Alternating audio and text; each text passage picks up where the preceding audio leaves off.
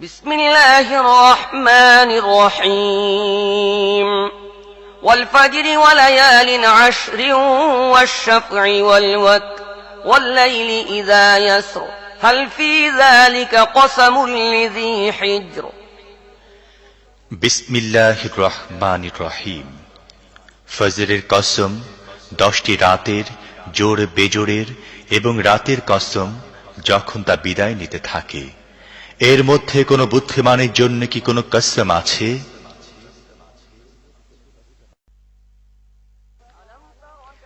ألم تر كيف فعل ربك بعاد إرم ذات العماد التي لم يخلق مثلها في البلاد وثمود الذين جابوا الصخر بالواد وفرعون ذي الأوتاد الذين طغوا في البلاد فأكثروا فيها الفساد فصب عليهم ربك سوط عذاب إن ربك لبالمرصاد তুমি কি দেখনি তোমার রব সুউচ্চ স্তম্ভের অধিকারী আদে ইরামের সাথে কি আচরণ করেছেন, যাদের মতো কোনো জাতি দুনিয়ার কোনো দেশে সৃষ্টি করা হয়নি। আর সামুদের সাথে যারা উপত্যকায় পাথর কেটে গৃহ নির্মাণ করেছিল, আর কিলকধারী ফিরাউনের সাথে, এরা দুনিয়ার বিভিন্ন দেশে বড়ই সীমা লঙ্ঘন করেছিল এবং সেখানে বহু বিপর্যয় সৃষ্টি করেছিল। অবশেষে তোমার রব তাদের উপর আযাবের কষাঘাত করলেন। আসলে তোমার রব ওত পেতে আছেন। فأما الإنسان إذا ما ابتلاه ربه فأكرمه ونعمه فيقول ربي أكرمن وأما إذا ما ابتلاه فقدر عليه رزقه فيقول ربي أهانن কিন্তু মানুষের অবস্থা হচ্ছে এই যে, তার রব যখন তাকে পরীক্ষায় ফেলেন এবং তাকে সম্মান ও নিয়ামত দান করেন, তখন সে বলে, আমার রব আমাকে সম্মানিত করেছেন। আবার যখন তিনি তাকে পরীক্ষায় ফেলেন এবং তার রিজিক তার জন্য সংকীর্ণ করে দেন, তখন সে বলে, আমার রব আমাকে হেয় করেছেন।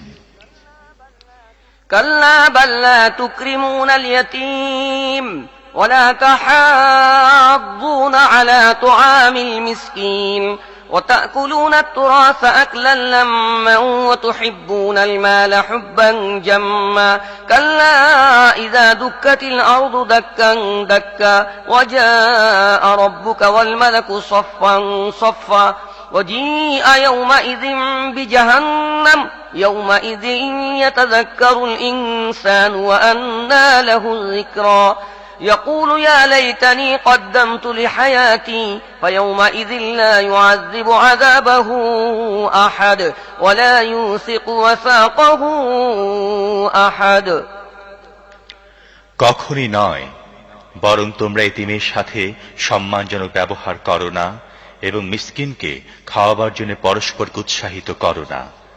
তোমরা মিরাসের সব ধন সম্পদ সম্পূর্ণরূপে খেয়ে ফেলো এবং ধন সম্পদের প্রেমে তোমরা মারাত্মকভাবে বাঁধা পড়েছ। কখনোই নয়, পৃথিবীকে যখন চূর্ণ বিচূর্ণ করে বালুকাময় করে দেয়া হবে এবং তোমার রব এমন অবস্থায় দেখা দেবেন যখন ফেরেশতারা সারিবদ্ধভাবে দাঁড়িয়ে থাকবে, সেদিন জাহান্নামকে সামনে আনা হবে। সেদিন মানুষ বুঝবে, কিন্তু তার বুঝতে পারায় কি লাভ? সে বলবে, হায়, যদি আমি নিজের জীবনের জন্য কিছু আগাম ব্যবস্থা করতাম।